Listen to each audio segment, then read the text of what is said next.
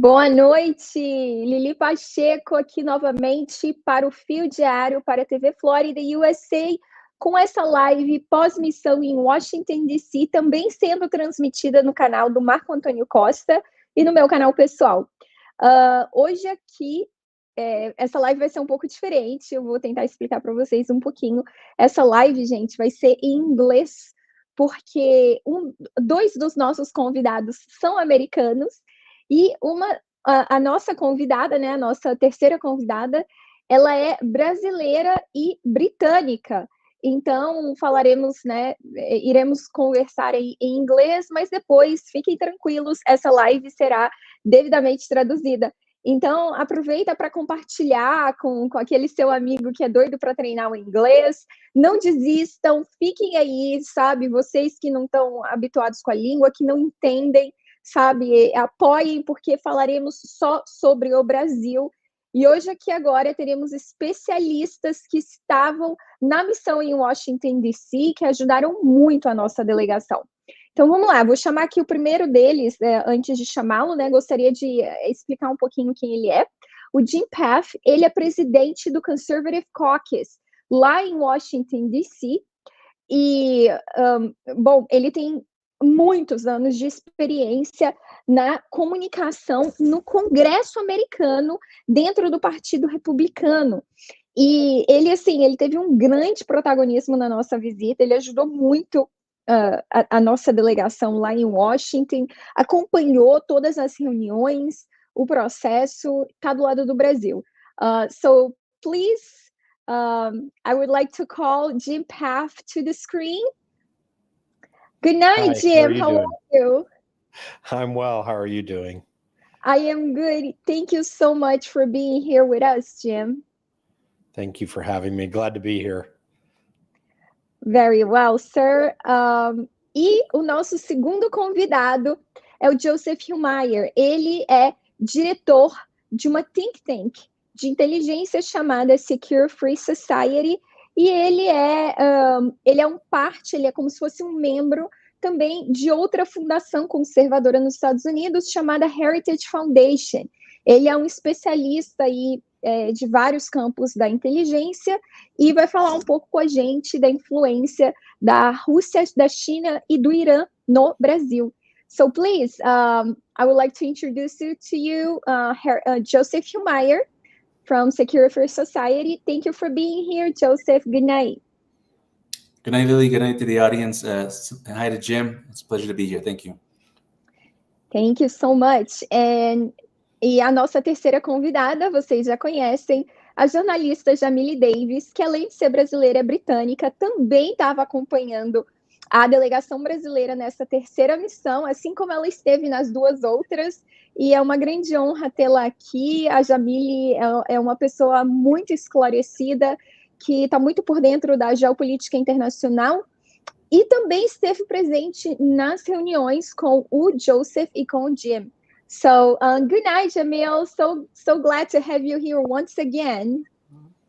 Hello, Lily, Jim, Joseph. What a pleasure to be with you all once again. And I must say to your audience, make sure that you get the pen and the paper, because these two gentlemen that Lily has called for the interview today probably taught me more than a lot of people that I've dealt with over the years. So it's a massive pleasure, and I would not be awake this time in the morning for anyone else but Lili Pacheco. Oh, thank you so much, my dear. Yes, the time frame is quite different, so we really appreciate all of you being here, and especially Jamil, because it's very late over there. But let's get to it.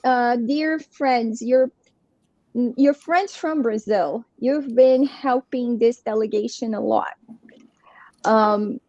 And the purpose of this series of live videos is to discuss, to tell the Brazilian audience how these missions are being effective, how they are actually a way to fight for the Brazilian freedom. So, Jim, I would like to start with you.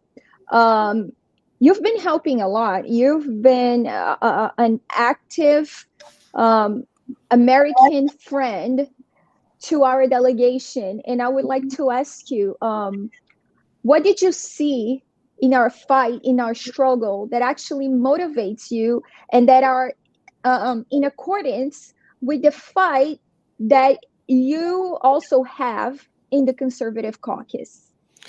Well, I think the thing that really kind of stirred up my concern was the fact that I saw that the Brazilian government at the time around January 7th of last year was determined to commit the same crime against the people of Brazil that American government had perpetrated on the peaceful protesters in the January 6th protest just 2 years earlier here in the United States. And certainly in the United States, there had been a few people who had committed vandalism around the Capitol, and every one of those people should have certainly gotten some sentence, a civil judgment or a criminal judgment, no doubt about it. But the vast majority of the people there were just very concerned about whether American elections were being tampered with by Democrats here in the United States. But then you go to Brazil on January 8th, excuse me, and every bit of the protests in Brasilia were peaceful. And I saw that the same playbook was being perpetrated upon the people of Brazil. And I've always had a great love for the people of Brazil from afar. But when I saw that, and you can see the consistent patterns that are going across the world to destroy liberty and freedom, I felt like I had to speak out on it. And that was, I think, what really triggered all this that's going on recently with me. Lee? You're mute. Sorry.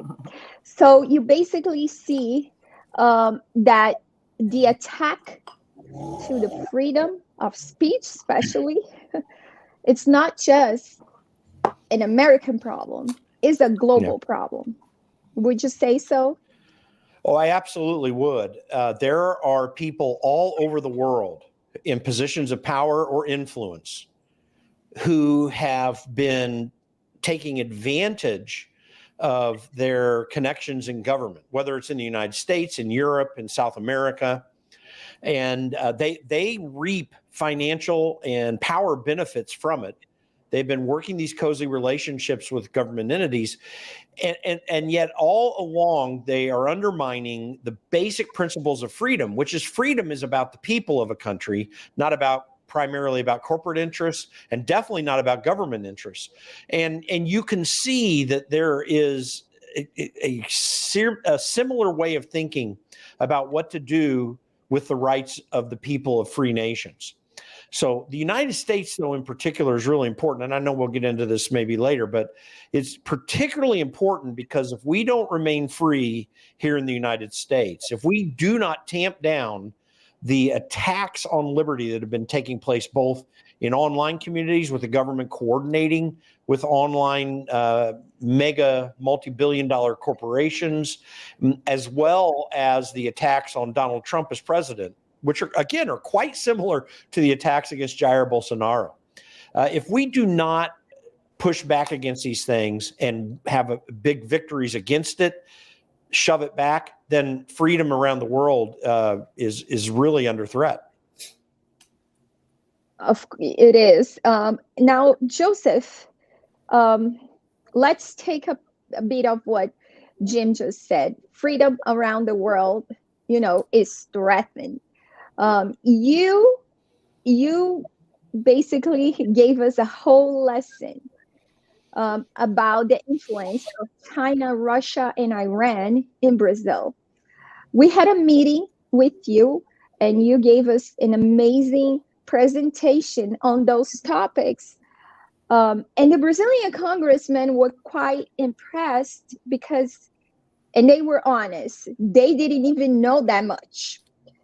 And Jim just said that freedom around the world is threatened.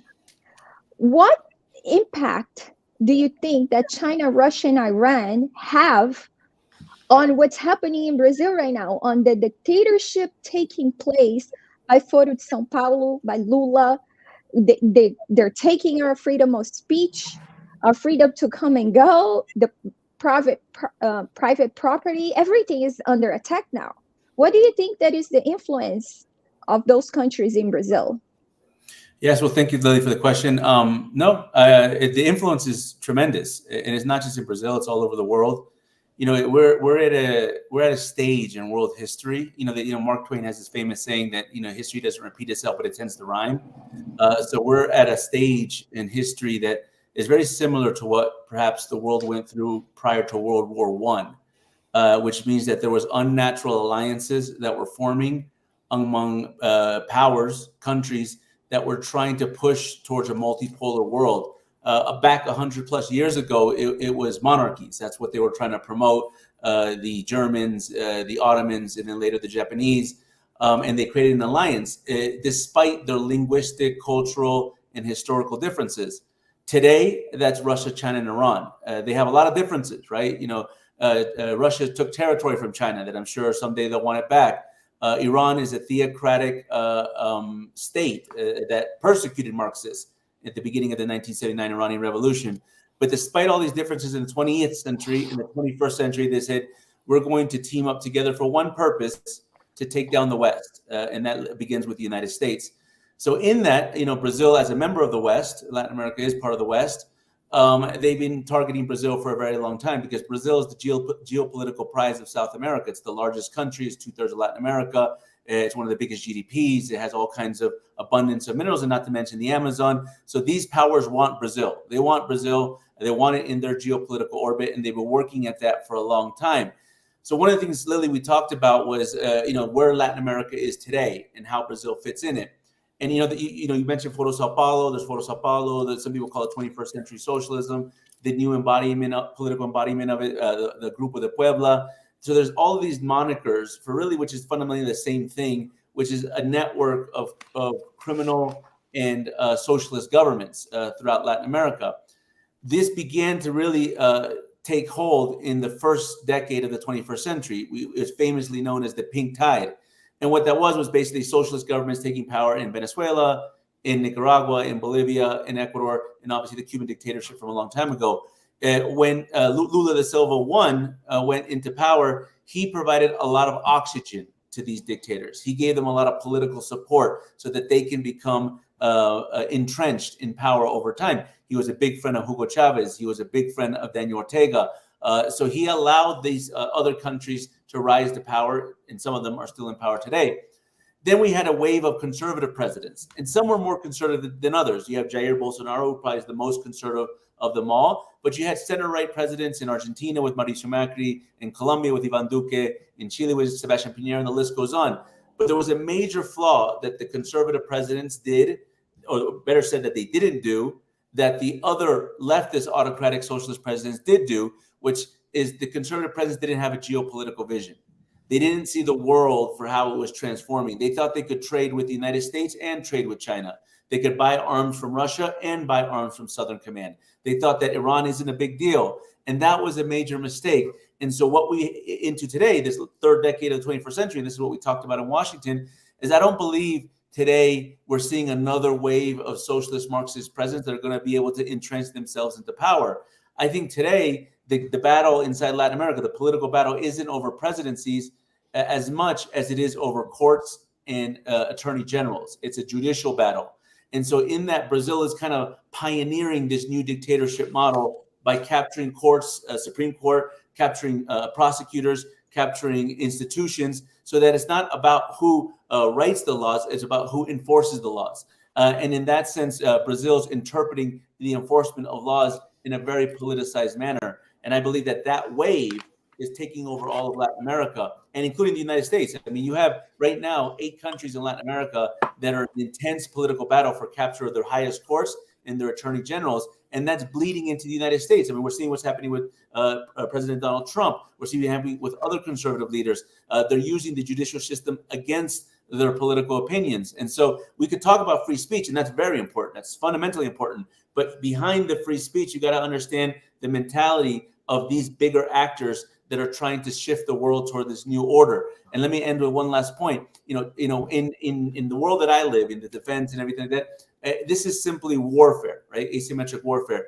China has a doctrine on warfare. It's called the 3 warfares. It's psychological, it's informational, and it's legal. That's written inside their doctrine of warfare. So they interpret law as a mechanism to impose their will on others. They use law as a weapon of warfare. So when you're looking at what's happening in Brazil and the amount of influence that China has in your country, you got to think to yourself, where does Moraes and where does Lula get those ideas from? They didn't build this themselves. They got it from bigger powers in the Far East. You're on mute. Yeah. It's unbelievable because we know this, but I mean, we have a guess, like we can feel it, we can imagine, but when somebody comes with the facts, like you just did, it changes the whole game, because we've always seen the proximity of Alexandre and our Supreme Court to this, to China and to even the globalists, like they love going to New York, to Harvard, to give lectures and to meet other people that have the same very mentality. So we always wonder, like, are they together? Are they working for someone else? But I want to pass it on to you now, Jamil, because we were talking earlier about the situation in Great Britain and how a very distinguished gentleman, I don't know if I can quote his name here. If you want to, you can, by the way, but he was saying basically that, at this point, politically, you guys were in big trouble. Great Britain was in big trouble. And the hope that the world had was in Donald Trump. Therefore, he was going to actually focus on Donald Trump in the US, even though he's from Great Britain. How do you see things over there, and where do they fit? How do they connect to what Brazil is going through?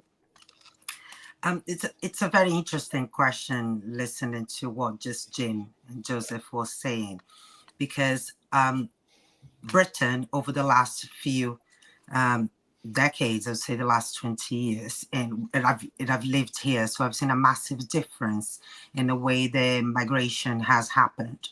And one of the characteristics of Iran, China, Russia, in terms of free speech, is there is none. Yeah, you're only allowed to speak what they want you to. So when you have a significant amount of people coming from these countries entering Britain, which is known for being free, you are allowed to speak and to protest and to say what you think. You can really see the wave of change happening as a result of these influences too. Because these people, they are not just affecting our day-to-day lives. They are also into businesses, into the government. There was even the attempt here in Britain to form an Islamic party. Thankfully, that did not pass, but I would not be surprised if they try again and again and again, because that goes to what we were saying, the importance of you dictating stuff through the judiciary. Besides being more effective, is also cheaper. If you can control people via the law, people tend to obey to it. People tend to abide to it because they are fearful. The majority of people in the world are good people, yeah? The people are nice. They like discipline. They like to do things. It's the problem that we have is that the baddies, they cause noise. They make a massive destruction. But the majority of people are good. So they are more than happy to follow the rules, follow the law. So if you implement laws, so you've got the influence of these countries, you have a very linear, we've been very complacent as people around the world, accepting everything which was disguised as you've got to be inclusive, you have to accept people the way that they are. But the reality is that the mindset of the communists is not to live with us. They want to destroy us. They want to take over. So if they come and get the influence in whatever they can, they want to take over. In terms of what you've just asked, I think Lily was mentioning about Nigel Farage. Last Thursday, we were all very surprised because our Prime Minister, Rishi Sunak, which is conservative, and I will put quote marks in here because he does not represent anything that the real conservatives really fight for and stand for. He is an unelected prime minister. He got into power after Boris Johnson was elected, and we all know that he resigned after the British public almost forced him to do that. Then after him, we had Liz Truss that stayed basically just 3 days. She broke the record of the fastest prime minister in history for all the wrong reasons. And we had Rishi Sunak, which in reality, he was always the favorite. The globalists always wanted him. He works for banks. And for you to have an idea, those that from your audience that don't know, his wife works for the Chinese TV. In Britain, communism is a crime. Rishi Sunak's wife, she's a billionaire. You know, she's the one that has a lot of money. He does too, but she's the one that's in a competition of who is wealthier. She is, and she serves the Communist Party. So we have a prime minister in Britain that is not representing British people in all areas. And please go wild with your imagination because he does not represent the British public. And he's not, and no, there's nothing about him that represents the British public besides his attempt to be diplomatic, and that's where it ends. But now, he came last Thursday, called for general elections, which means dissolving parliament, saying, that's it, let's do general elections in a time. That's what caused a lot of surprise because he's in the opinion poll. And I know a lot of people think like, well, you don't believe because opinion polls are not really a reflection of the reality. Yes, you're quite right. There is a difference between giving opinion and actually voting. But in Britain, it tends to be quite, you can rely on them. A lot of the sources are reliable. He was 20 points behind in all of them at least. So he's not popular at all. People are displaying the desire to vote for Labour, which is the left party, simply because they despise Rishi Sunak. They are conservatives, but they are prepared to sacrifice the conservative vote because they just don't want him in power. So Rishi Sunak called the elections and then caught everyone by surprise, including Nigel Farage. Nigel's explanation for not running to try and become the prime minister through the Reform Party, that's another party, the one that he was, he's been part of. He's the honorary president of Reform. He said, I cannot put a campaign together in 6 weeks because that's what Rishi Sunak did. He called the election for the 4th of July, which is a date very important for you guys, you know? So he chose suicide over humiliation because he's going to lose. But what he did not want to do was call election because he could stay in power for another 6 months. Just call elections for next year. Well, end of this year, he could stay in power until January. But he chose to sacrifice 6 months of his power because he knew that he cannot deliver any of the promise that he made. So Nigel, I understand. And when he explained why he wasn't going to try and even attempt to run, he said, I need to focus and help America because the threat that we have, and I would think about my reality here with Rishi Sunak, conservative, winning, or Sir Keir Starmer, which is the representative of the Labour Party, and he will be prime minister. I say that with pain. He will be the next prime minister. He was a human rights lawyer, and you just need to check what he has done. Okay, just need to check what he has done. And it's the same. Guys, you listening, it's quite scary how they repeat history. Just as Lula did, just as Joe Biden did, Keir Starmer is presenting nothing in terms of his plans. He's leaving everything open in the air. We don't know what he's going to do. And trust me, people will vote for him simply because they despise the representatives of the Conservative Party. So that's the news that we have regarding Britain. We are in real trouble. And I agree. I understand, Nigel. I was disappointed for 5 minutes, but I'm not a politician. I'm just a citizen. And I understand that in the political game, sometimes you need to sacrifice, take a step back now to take 5 forward. So please, in the US, you three there, we need you. Make sure that you vote correctly, because otherwise we will be in trouble too. Well, okay. So Jamil basically said that, so not only the Brazilians are counting on America and the victory of Trump, but also the British. And like the British, there are many others, which reminds me, I was in the Senate last year around December with a friend of ours, Ludmila Lins Grillo. She was there in the delegation as well. She's a judge that had a very particular history with Alexandre as well. And now she's here under the asylum visa. And Joseph actually, he spoke in that event. Remember, right, Joseph? And we got to talk to many different parliamentarians from other countries. They were having the same freedom of speech problem.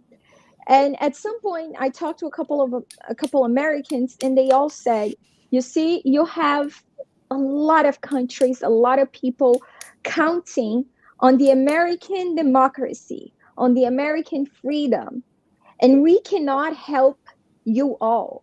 We cannot help everybody. We are under threat ourselves." You know, Joseph could talk here on and on about the weaponization of the mass migration as he has. Fortunately, I took some lessons with Joseph, and he explained me a lot to me about that. But we see that America needs to see, you know, America cannot help everybody. But I believe that we made some pretty good points in why the Americans should pay a little bit more attention in Brazil right now, because it affects the US. It should concern the US. You know, it's right in the US backyard. But I don't even want to get into that yet. I will get into that with Joseph.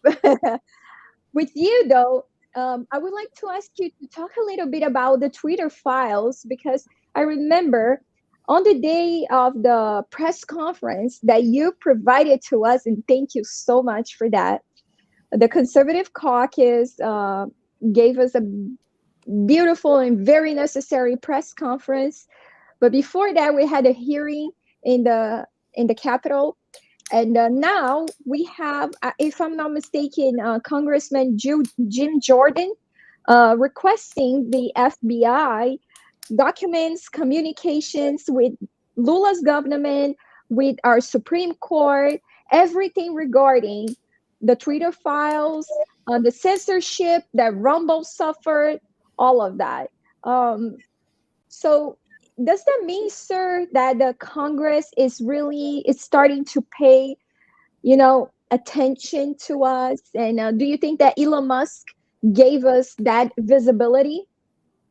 Well, there's no doubt that Elon Musk really helped that visibility get strong. I would say that there have been people in political circles here in the U.S. for some time who have known that there's a concern. I mean, a lot of people in Brazil may not be aware of the fact that Tucker Carlson gave an extensive interview with Jair Bolsonaro just before the 2022 election. It was a very well broadcast interview here. It got clipped out and shared in various places on social media. It had a huge audience. So, and in fact, there were two different nights, the two different times, I should say, that Tucker Carlson put a light on that. And so it did get some coverage then, but Americans need a little bit more education on it, and consistent education. That's something I'm trying to do. There is no doubt that the real threat to this to this issue of free speech, it has its origins both in Democrats here in the United States who are determined to shut down speech under the false guise of fake news or misinformation or disinformation. These are all canards. In other words, they're lies. They're words that are thrown out that don't mean what people would think they ought to mean. What it really means is censorship. Now, and then you've got forces in, for example, the World Economic Forum who believe this very same thing.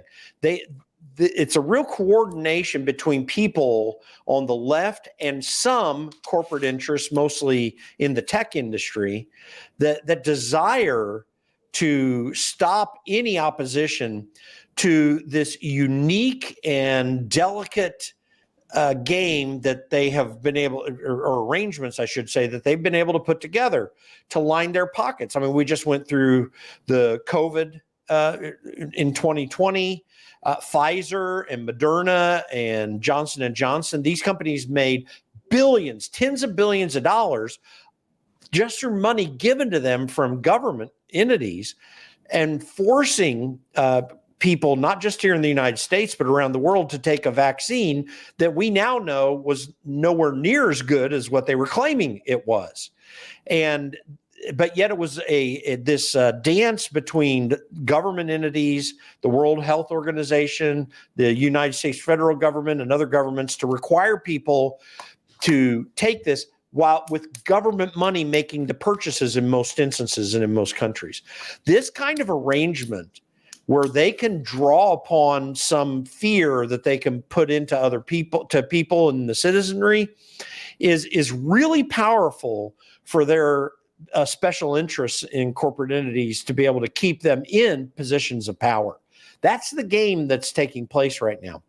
It's a brand new order of society. You know, we've come from roughly the last 500 years, and certainly the last 200 to 300 years, in a move in the West towards liberty, towards self-government among the people, and towards popular sovereignty, the idea that people rule nations, or should rule nations, and not the government in those nations, that the government is subservient to the people. That has dominated world politics for all this time. With the ideas taking shape in the 16th century, really coming into form in the 17th and 18th century, and then through the United States in the 18th century, that toward the end of the 18th century, really taking a firm, concrete form in a government that has inspired freedom all over the world. This new way of doing business has been inspired by China and the Chinese Communist Party, where they were able to, by making arrangements with the West, in my opinion, illicit arrangements with the West, they could still maintain all of the worst aspects of communism while giving an elite few who they determine the ability to reap the benefits of what a quasi free market system that, as we've seen with what they did in Hong Kong a couple of years back, and what they did to Jack Ma, for example, with his business, they'll shut it down at any time if people don't comply, if they speak out against it. The people in the West seriously want to model that form of a quasi-market system that really maintains full control over it in the government, to shut it down at any time to maintain that power. So this is the battle that's taking place, and therefore you have to take out people like Donald Trump, people like Jair Bolsonaro, to stop any chance of breaking this system apart, which both of those presidents provided inspiration for. The good news is that what we have seen in Argentina with Javier Milei taking power, what we just recently saw in Portugal, what's happening in El Salvador, and a few other places, there still is a desire among the people to have this already well-established style of freedom. But it's going to take a whole lot of work, particularly here in the United States. This is what I see my role and responsibility is in what I'm doing. I mean, we're going to spend hundreds of thousands of dollars in independent campaign expenditures to support Donald Trump. we're already beginning to roll out some of that right now. Now, we're not going to be the key factor in terms of independent expenditures. Most of what's going to happen is in the campaign, but we are going to chip in, and we're building a grassroots force of people in states all over this country to be able to put real feet to making Donald Trump's election sure. So these are the kinds of battles that we're going to have. It's less of a challenge here in the United States than it is in Brazil to put together a grassroots organization. But after what's happened in Rio Grande do Sul and the light that Elon Musk has put on this situation to try to shut down free speech there's still some hope there. And again, what Jamila said related to Great Britain, there's going to be 5 steps back, but I still think that there's an opportunity to press forward there in the future. But these are the battles we have to have, because if we don't win them, even if they're short-term victories and smaller victories than large ones, as long as we keep a foothold, then we can change this effort to put Chinese-style government upon the West from really taking hold for the future. Sir, if you don't mind me asking, when you say we, do you about the grassroots, about the incentive, about the work, you mean the Conservative Caucus? Yeah, surely through my organization and through some others, but we've had a real challenge. Yeah, go ahead. Can you explain it to the Brazilians a little bit more about your organization, to the ones that don't really know? Sure. Well, the Conservative Caucus is the oldest conservative grassroots organization in the United States. We were founded in 1974. We had been in a lot of the major battles that supported Ronald Reagan as president, that opposed Bill Clinton throughout the last 50 years. In fact, this is our 50th anniversary year, and we'll be celebrating that here. But we kind of got into a lull when our founder passed away in 2013. We've built back up now to the point where we've got a healthy budget, and now we can start to influence things. So our goal is to transform people's political activity during election cycle. In Brazil, you still have some freedoms to do that in that country.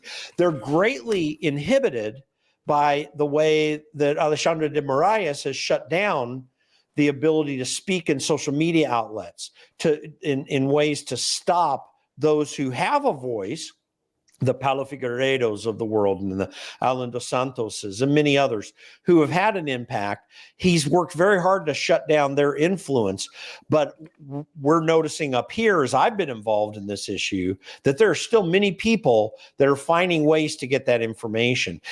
By the way, it could be very inspirational and a possibility to change things around by the 2026 election, because of the fact that how did Jair Bolsonaro make his impact? He started to organize on WhatsApp. I mean, Alexandre de Moraes and others were still attempting to shut down speech back at that time in both the previous administration of Lula da Silva and of Dilma Rousseff. You saw these efforts to keep people from being able to speak freely. They weren't as well organized or as powerful then, but they were beginning and growing.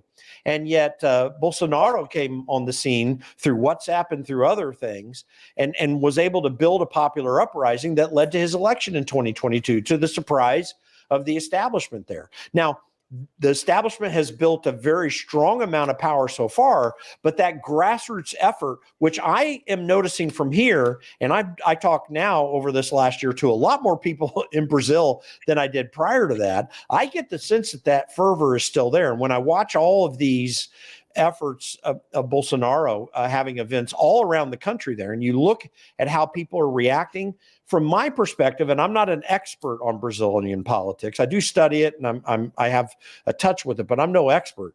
But just my expertise in politics in general tells me that passion that got him elected back in 2018 is still there, that passion that was behind him. And even though I can't make a claim that elections were stolen in 2020 against Donald Trump, I'm convinced the elections were stolen in in Brazil in 2022. There's no paper ballots. There's no way to validate. It's all by computer. And it's really hard to be certain that something didn't happen. And again, I'm not absolutely claiming it. It's just my opinion. But nonetheless, that same problem existed in 2018, and Bolsonaro was able to pull it off. Somebody may be able to do that again. I don't know who that would be, but I would just encourage people to continue to do what they did that made 2018 effective. Definitely continue what you were doing in 2022 as well, and bring that to bear. Build on that and keep going in preparation for 2026. And then who knows what divine providence may bring about, but it could happen. Amen. Amen. Now, Joseph, you see, Jim said that his opinion is that the elections were rigged in Brazil. Now, if a Brazilian dares to say that in a Brazilian territory, they will certainly lose their social media, and they will be sued, if not arrested right away. It's to that level, especially if whoever says is a public figure. Now, I was saying, let me go back a little bit.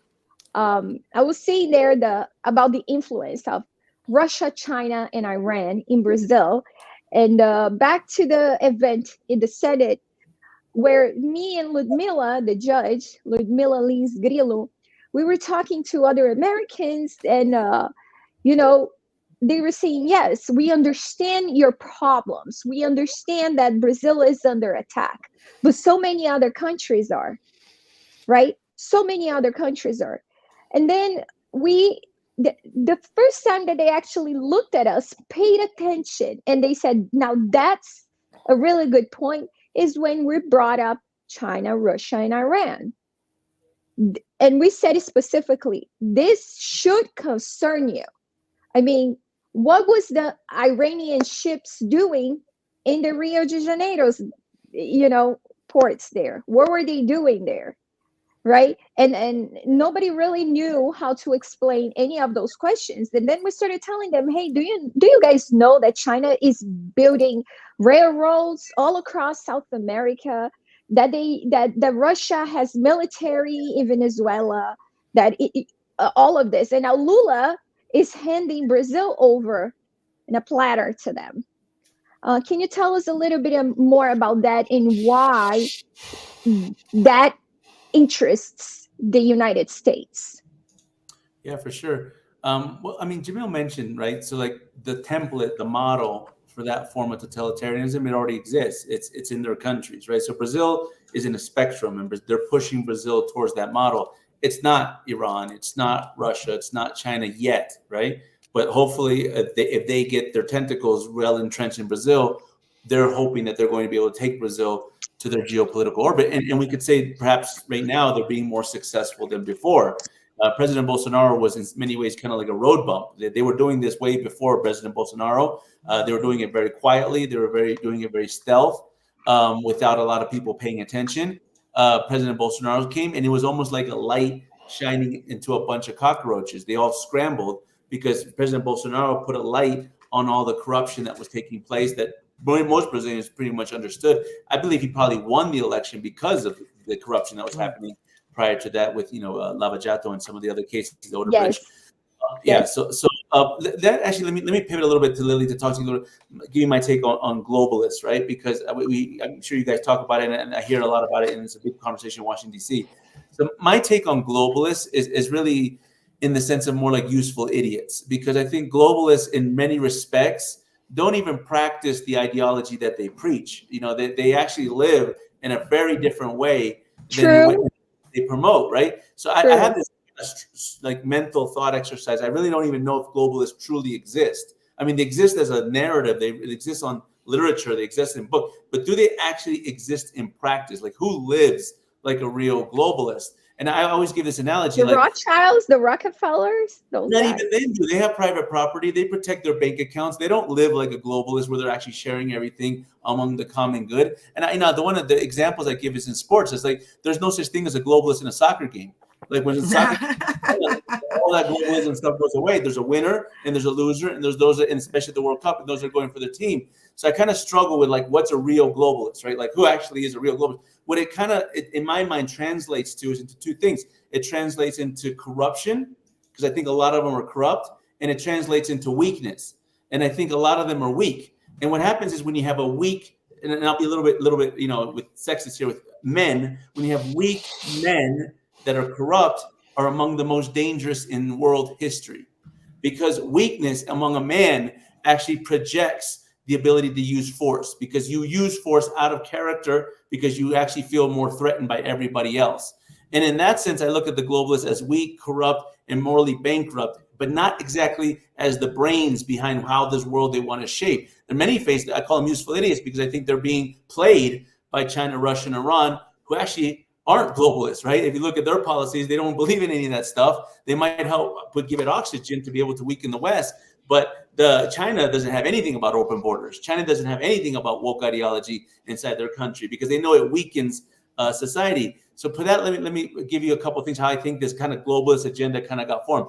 It's a lot more to this, but I'm just going to really simplify it. I think it's two dates basically. It's 1962 and 1992. 1962 was the Cuban Missile Crisis. What happened after the Cuban Missile Crisis, as the world started to get into this kind of mantra about global security, because they started to believe that, oh my God, the world almost went to a nuclear war. Like the United States and Soviet Union almost destroyed everybody because of, they put some missiles inside an island a few hundred miles from the coast of Florida. So this notion of global security started to become a mantra that was led all the way through the Cold War. President Reagan actually had to deal with this and had to fight against this to make sure that this didn't overtake the United States. Then what happened is the Cold War ended, and then you get 1992. 1992, there was something called the Commission on Global Governance, right? So this was this idea, taking from that 1962 incident, taking this idea that we need to be able to regulate the entire world under the notion of global security. In fact, the year before, 91, there was the Stockholm Initiative on Global Security. They presented a report to the UN in 1995, and then they created this idea of transnational structures. And this is where the world went wrong. This is where because we thought, because all the threats are becoming transnational, all the threats are going across border, whether there's drug traffickers, whether there's money launderers, whether there's WMD proliferators, that's weapons of mass destruction, we need to create a supranational structure that's going to regulate it. But like anything in the world, when you create something, the criminals usually do it better than the law-abiding citizens. So the criminals took over those systems. And when the criminals took over the systems, they used it into their advantage. And over time, we weakened the national sovereignty of all these countries. And this is where I introduced President Donald Trump, because what President Donald Trump, what he really did, and I had to actually do this. there's a report that's going to be published soon it's not a report. It's a scholarly article that I don't know how I got it peer reviewed and published at the most leftist university in all of Latin America, which is called UNAM in Mexico. They published an article that I wrote that's going to be featured in the journal. And what it's called is the Foreign Policy Foundations of Trumpism, that they call it Trumpism. It's America First. And what I had to do was really study that to nail down what was President Trump's real foreign policy vision. And I nailed it down to three things. And the first, what Jim actually mentioned, the first is the return to national sovereignty. Because the balance between liberty and security is sovereignty. We don't want to live in a world that's 100% secure, because in a world that's 100% secure, you don't have a voice, you don't have a vote. You're protected. Yes. You can't make a decision. That's Cuba, right? There's not really a lot of street crime in Cuba, but you can't really do anything else in Cuba either. You also don't want 100% liberty where there is no rules to the game. That's anarchy, right? You have to have order. And so the balance between that's national sovereignty, and this is the world lost its way. The world tried to push towards 100% liberty or 100% security, and it messed up the entire world, and we forgot about sovereignty. The way you defend against transnational threats is through sovereign structures. That means borders matter. They're more than a line on the map. It's the identity of a country. The second thing is burden sharing. The United States can't do this by themselves. Like we just can't hold up the entire world. Multilaterals have a fundamental flaw embedded in them, which in economics is called the free rider problem, which means that you concentrate the benefits and you disperse the costs, meaning that there's a bunch of people that are going to benefit by a few people paying. That happens in a Rotary Club when you put it together, much less when you do it in a multilateral way with nation states. So we have to get around the burden sharing problem, that we all have to share this burden. And the third is probably the most important, which is reciprocity. And that's President Trump's way of handling dictators. Because if you want to have TikTok in the United States, then you must allow Google inside your country. If you don't do that, all you're doing is you're showing your hypocritical face on how you try to dictate to the world how you don't want to be dictated. I mean, you can argue the United States does this, and the truth is under President Biden, we do a lot of this. We're exporting this cultural imperialism, which is not any way in which anyone wants to live. But I think those fundamental pillars is more than just President Trump himself, was a pivotal moment in U.S. history to bring us back to our basics, to our roots, to what everything that Jim was talking about pretty much since Westphalia, right? Since 1648 in the modern nation state. And that's what I think the world is struggling to do. And when this war, which I think we're going to get in a world war, when this war happens, the countries that understand that are the countries that are going to survive. The countries that don't are going to lose their sovereignty. And when you lose your sovereignty, it's very difficult to recover. Oh my God! And Joseph, we know that all the sovereignty in the world is under attack, and they're attacking nationalism. They're attacking actually people's identities, because if they confuse your one point on the nationalism point, yeah, it's really important. What you like. So I had this conversation a few times when I traveled to Europe, and because in Europe, nationalism is a very dirty word. Actually, in a lot of countries, it's a very dirty word because it gives you this reference to like ethnic nationalism from Hitler, right? So because, Fascism. Yeah, fascism, exactly, xenophobia. And so I say, well, that's not really the original form of nationalism. That was something that came later. Nationalism is actually civic nationalism. It's about actually having not just having your duties, but also your responsibilities as citizens. Citizens have responsibilities. And civic nationalism goes to the core of cultural identity, which goes to the nation state. So like, and I go to the analogy of sports. I mean, the reason people get so crazy when their country's participating in the Olympics or the World Cup is because it represents who they are. It represents experiences. It represents their frame of reference. It represents their family in many respects. And that's a great thing. That's a good thing. You really want people to be proud of where they come from. And I think that the idea of kind of like downgrading nationalism under this kind of like false model of, you know, ethnic stuff, that's kind of sabotaging the term, when in reality, nationalism isn't a bad thing. Nationalism is just having civic duty and having civic rights inside your country, which, you know, as you know, many countries fought for those rights. So I think that I wanted to make that point because I think it's really important. It is. In that concept. Thank you so much. That actually, it's very enlightening. Georgia Meloni, she loves that term. She uses it a lot, and she kind of explains how, you know, people should be attached to their history, to who they are, to their identity, and that connects also to the nationalism. And they want to push that idea into our heads that we are all the same, right? That it doesn't matter where we came from and where we're going, because we are all the same and we can live everywhere, and there are no borders, no rules, no nothing. And that goes like, actually, when I study a little bit about the mass migration, the border, the whole problem there, I talked to some different people about that, how they are trying to push that idea, and the UN has a big role into that. And Jamil, now I want to push that into you. You said a little bit about immigration over there in Great Britain, right? Brazil doesn't really have that problem of having, you know, not yet. Yes. And actually, I see even some Brazilians saying, "Hey, if we turn on Venezuela, we are gonna migrate. We're going to the U.S." And I said, "You guys, the U.S. cannot fit everybody. The U.S. simply cannot fit everybody. They have their rules. You cannot just simply invade someone's house, start living in there, and say it's yours. You know." So that's happening in Great Britain too.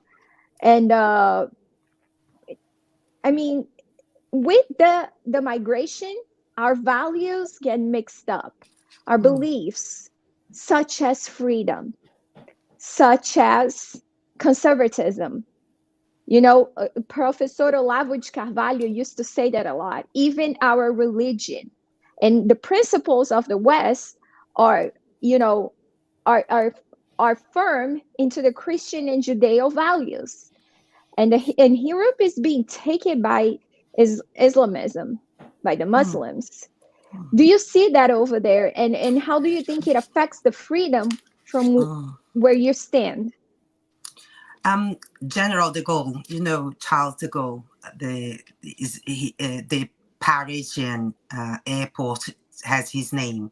He used to say that what defines a nation is three things: is your language, your religion, and your culture. When you destroy, it's like a tripod. If you destroy any of this, you can't stand.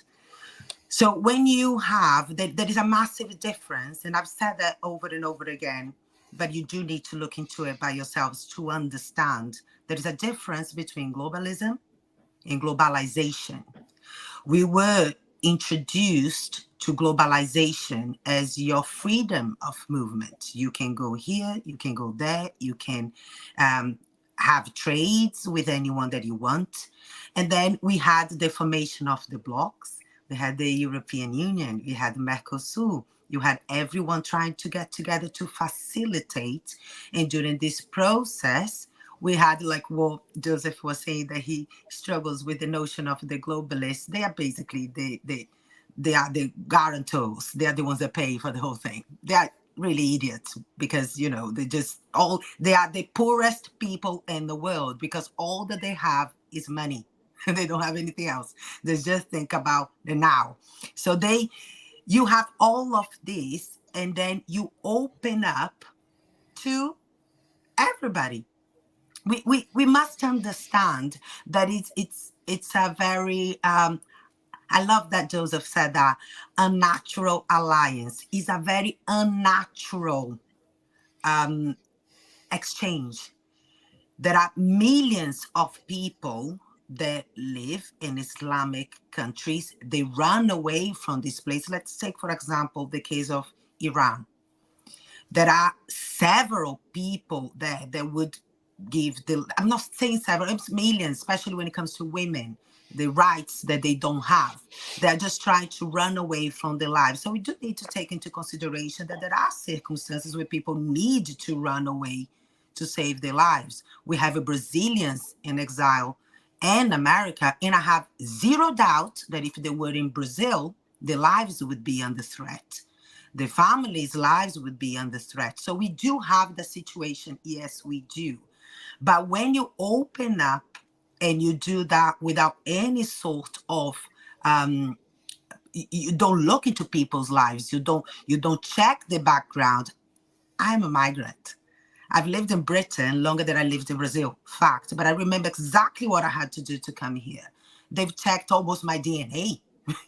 They wanted to know everything. If you want to do things correctly, they will check everything. If you have a criminal record, what have you done? What you bring into the place? They check everything. That's all that we, the normal people, expect. But the plan behind the mass migration is to overflow the country, and they've done that successfully here in Britain to the point that they cannot even process the claims. You just have so many people coming into the country that the backlog, the bureaucracy behind, because according to the British law, you cannot send someone back to the country if it's unsafe. Yeah, so, but for you to process that, I'm just talking the basics for the audience to understand that it's not just the case that someone walks in and go like, no, welcome, go away. And I suspect it's the same with America. You go through a process where you need to send the person back. It's physically impossible to do because of the amount of people. Just this year, from January to May, we've had over 10,000 people coming into Britain by boats. I know for you guys in America, it's like, that's one day here in America, you can have 10,000. But for us, we are an island. We are quite small. These are people running away through Europe, through Africa, go through Europe, get to Calais in France, get in a tiny boat and cross the English Channel and land in Britain. If they put a foot in the sand in Britain, then it's our problem to look after them. And we've had several people losing their lives, children, But that's where you know that things are not adding up, because the majority of these people running for their lives are men between 20 and 40. You don't see a lot of women and children arriving. They're not. We are talking about people coming into the country with the desire to stay and get the benefits that the country can offer. And I'm not claiming all of these out of my opinion. Those are facts, and it's a fact that also helped Britain. Nigel Farage, when he was in the European Union, helped the Brexit, helped Britain getting out of the European Union because of the mass migration. It is an issue. It affects everything. Yeah, the education, health services, security, everything. It affects everything. So when you have, and I was listening to you guys, and like I was saying about the unnatural alliances and the nationalism, and I will finish my comments with that one in terms of how migration can be an issue if it is an unnatural alliance. When you have so-claimed Christian country, because Britain is still, was always known for being, allowing all the cultures, all the religions, all the costumes to come here and stay, you have conflict. That you can't. That it's impossible. You can't put choose different religions together and expect that things will run smoothly. And this is biblical as well. And that's not only because I'm a Christian, but it's written in the Bible. You know that there was an order not to mix people, not because that is racism or preconceptions. It's not about that. It's just because would you marry, Lily, someone that has different culture from you, that you know have a different way of living? You just don't. You cannot live. You would not even have a roommate that is like that. Imagine someone that was switching the lights on at 2 a.m. when you needed to sleep. You don't do that. It's just about it's common sense, and I think we've lacked it. It's basic, but there is an agenda behind that. They needed to do that, so they. That's my opinion, okay, guys. Based on what you're saying about the UN. UN is the son of the WHO. You know, you've got they're just like children. The ones that are controlling, they are unnatural. They've never been elected by anyone. The ones in charge, so they need that, so they can cause the chaos. And then we're all going to ask to have someone that can rule us all. That's my humble opinion. They cause the chaos. They cause the chaos. They offer the solution. And we're all going to thank them for it. Exactly. It's a very perverse way of, subvert society. Now, unfortunately, we are heading towards the end. I think we reach our time, and I don't want to keep you all in here. I know it's very late. Jim is speaking to us through Washington, D.C., right? If I'm correct. Joseph is in Colombia right now, and Jamil is in Great Britain, and I am here in Orlando, and we are all speaking to a Brazilian audience. So tonight, I would like to do something different. To actually say goodbye in your last considerations, I would like to ask you, my dear guests, to leave a message to the Brazilian people, because the people is a little bit still hopeless, I would say, and not only because of what's happening in this regime, in this dictatorship, but also because of what happened in Rio Grande do Sul, the last state. We see that the government is actually making things worse. So as Americans that are actually helping our fight, that are actually joining our fight, our battles, I would like to ask you for your last considerations, and also a little message to the Brazilian people, and where can people find you, your social media, I don't know, a little bit about your work. Please, Jim. Sure. Well, let me just say this. I'm continuing to look back at two things, both of which have been attacked pretty effectively by Alexandre de Moraes and and even now Lula to some degree, although I think that he's just being drug along. I don't think he's running the show so much right now. No, yeah. But two things. First of all, the car wash investigations did come to fruit. Lula was convicted. Dilma Rousseff was made to leave office, and that worked. It happened. So that it doesn't mean that the challenges aren't greater, maybe even right now, to get a similar result. But I just know that the result did happen, and in Brazil. So there's always a chance and a hope to make change, even under the worst of circumstances. No government can overcome the will of the people if that will is properly asserted against them. They must back down. So I believe that there is hope for Brazil. I think that there is a chance, but it's going to be a very tough battle. On my side of the issue, and what I'm attempting to do is to make sure that the American people know what's going on there as much as I have the ability to give it influence so that I can support the people there. One other thing for hope, I have met now a couple dozen of members of the National Congress in Brazil. You have a lot of people there, mostly on the right, but some in the center, middle as well too, who are determined to fight back. And in that position, as an elected official of the National Congress, both in the Senate and in the Chamber of Deputies, that are willing to speak out. And they still have enough, although we know that Daniel Silveira was thrown in jail, but nonetheless, they have enough immunity from that sort of game playing by the court that they can speak, and they are taking advantage of it. And it's very clear. So you have that hope as well.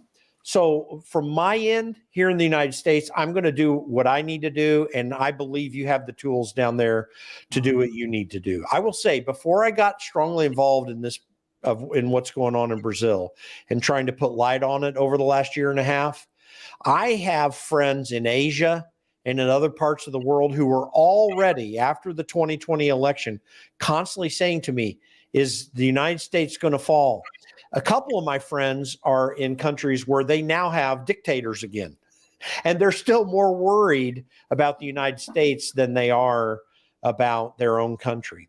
And I believe that they are right to look at it that way, because here in the U.S., and this is my major goal, here in the U.S., we have to take this country back as well. I do believe Donald Trump is going to become president. There are a couple of things that I don't know yet. This next week, everyone should pay attention what's happening there this next week, because he actually might be found guilty of a criminal indictment that is an absurd legal argument that's been here. I actually think he's not going to be found guilty by a jury of people who hate him. I think that the evidence against him has been so bad that it's at least going to be a hung jury, if not a full acquittal. But that may not happen. So I don't know what the effect would be if he were found guilty by this jury on the political scene. But I still do believe he would be elected president. So once that happens, we're going to continue to fight very hard here to shut down this lawfare that's been taking place here that people in Brazil are seeing, so that we can remain strong as a country. And I think if we're successful at that, and I believe we can be, then that's going to help the rest of the world. And we're always going to keep our eyes on what's happening in Brazil to be helpful. For people wanting to know how to get a hold of what we're doing, they can find my organization on X at TC Caucus, or my name, and you can see my name here just below my face, at Jim Paff. And they can find me there also on Twitter. Just put my first and last name together on X, and you'll be able to find me there. And then our website is theconservativecaucus.org if they'd like to find out more information. Thank you, sir. Thank you so much. And I'm sure they will. And God bless America. America needs help as well, and Brazilians are praying for it. Please, Joseph, last considerations. Yeah, really just following up on what Jim said, I think, there's a really good admiral. He was actually a Supreme Allied Commander of NATO. He was also the commander of Southern Command at one point. His name's Admiral Stavridis. He had this saying, and that's to defeat a network, you need to build a network. Meaning that, what we're facing, and it's kind of what I've been saying throughout the program, is a network of bad guys, essentially bad countries, bad guys, bad powers that have joined together to basically destroy the rest of the world. The problem is that when we fight back, we usually fight back individually as a nation state, sometimes individually as individuals. We don't necessarily unite and to help one another. I believe that's changing. That was also represented by the delegation that you guys brought from Brazil to Washington, D.C. And I know that wasn't the first time you guys have done that. And I think that kind of exchange is very, very necessary. So I think, based on what Jim was saying, I kind of echoed the same thing. Like, we need to do this together. Brazil's election 2026, we hope to be able to get to that point. So we're going to have a successful turnaround in Brazil. But to get to that point, we're probably going to need a turnaround in the United States. Because if the United States can't fix itself out of this political quagmire that we're in, it's going to be much harder for Brazil to fix itself in 2026. And then the world's going to be heading into this very dark period. So, I'll call on all the Brazilians to basically pay attention to what's happening in the rest of the region and the rest of the world, help the allies where they can. And then those allies will in turn come and help you as well, because we're going to need to get out of this together. My second point really is just geopolitics matters. I think it's back. We in the United States, I come from the counterterrorism era. I was in the Marine Corps. I served in the Marines for about 8 years. I was in Iraq. I was in a bunch of places in the Middle East. I was in Iraq in the invasion. And so, we kind of got dug ourselves into fighting terrorists around the world and forgot about Russia, forgot about China, and forgot about all these big powers that were forming each other. But that seems to have now returned in DC. They call it great power competition.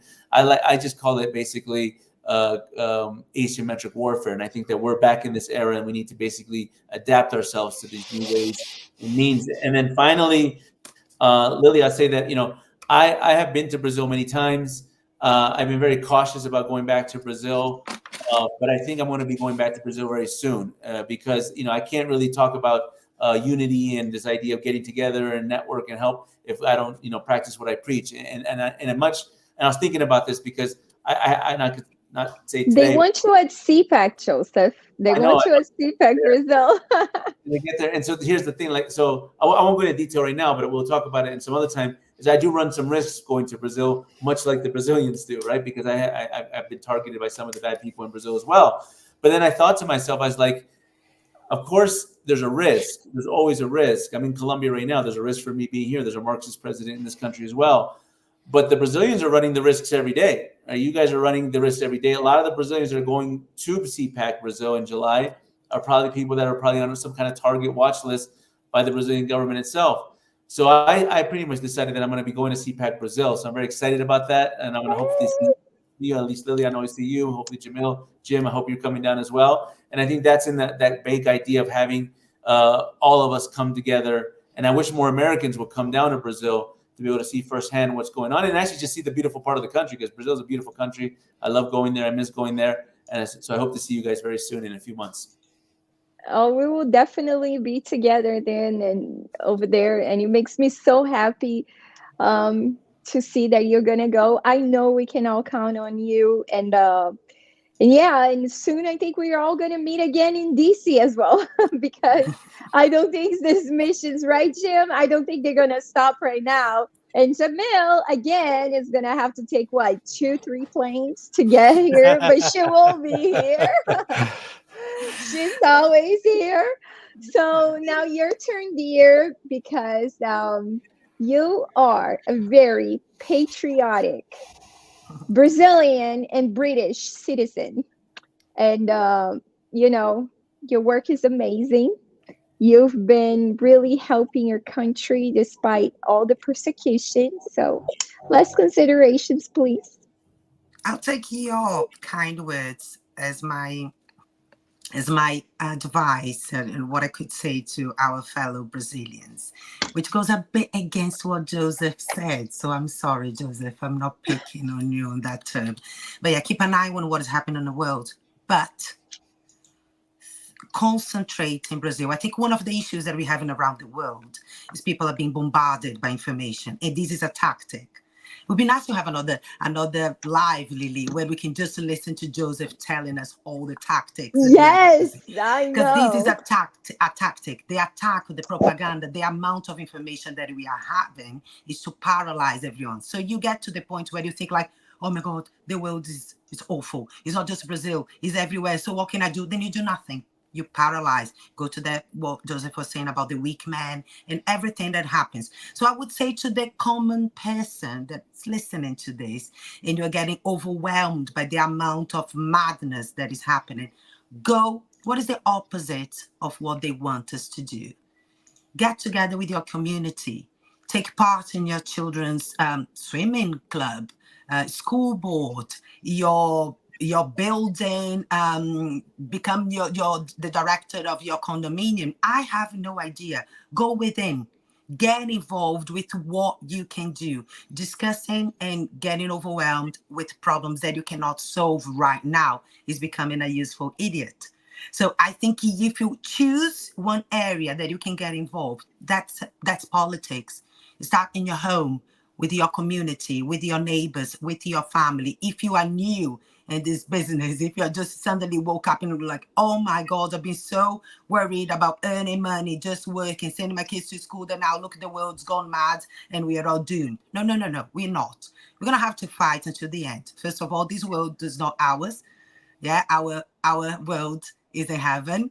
So this one here is just for us to enjoy the ride and try to leave a better place for our children. And the second thing is, if you are going to a war, and if you do not get yourself prepared, and I'm talking about all sorts of wars, right? Spiritual, any type of war. If you are not prepared or if you are not courageous, you are the first one to fall. So if you're going to fight, if you're going to go for a war, at least put up on a fight. That's my advice. So get ready with the intellectual side, with your mindset, with your spiritual side, with your family. Pay attention to what your children are watching. Switch the global, BBC, CNN off. Don't listen to them. They want you to go mad.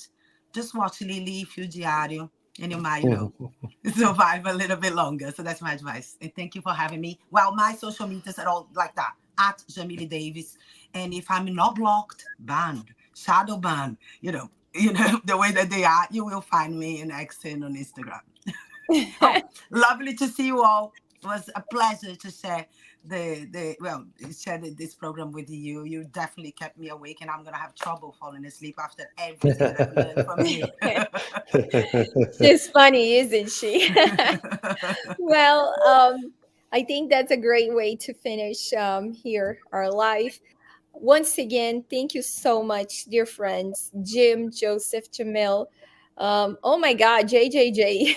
I know, I just noticed that, triple J. JJJ, that was a complete coincidence. I'm going to tell Dulcie about it. By the way, I would like to say thank you, Dulcie. If it wasn't for you, this live wouldn't have happened. Right, Jim? Am I right, Jamil? Joseph was the only one that I reached myself. So that's on me. But the rest. We love Dulce. Myra and I love Dulce. Yes. Yes. She's one of a kind. Thank you, my friend. Thank you, dear friend Dulcie, for everything you've been doing. You're amazing. Thank you so much, Jim, Joseph, Jamil. God bless you all. God bless you to our audience as well. This will be recorded. So, and pretty soon translated as well. And once again, thank you for everything you're doing for Brazil, dear friends. I know we will meet soon again in Washington, D.C. for the next one, because we won't stop fighting. Thank you so much, and God bless you.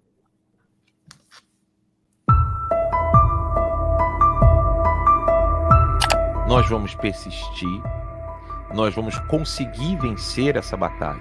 Nós vamos derrubar esse regime. Não importa quanto tempo isso demore, eles não irão vencer. Mas para isso nós precisamos ser fortes. Nós, eu digo, inclui vocês. O povo vai restabelecer a democracia no Brasil. A gente precisa do seu apoio, a gente precisa da sua ajuda. Financie esses meios de comunicação alternativo que estão quebrando a hegemonia da imprensa mainstream. não existe conteúdo gratuito.